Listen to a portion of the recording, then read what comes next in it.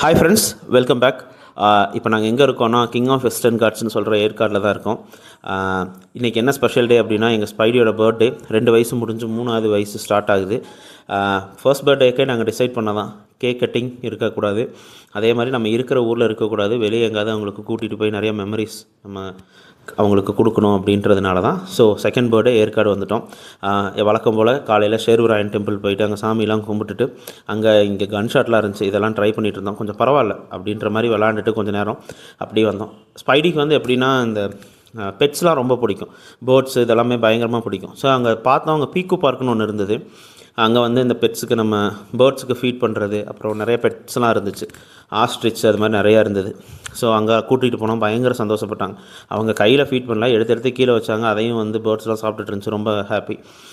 அதெல்லாம் முடிச்சுட்டு அப்படியே லஞ்சும் சாப்பிட்டு நாங்கள் ஹோட்டல் செக்இன் பண்ணிட்டோம். நேற்று எங்கேயுமே போக முடியல, பயங்கரமான மழை.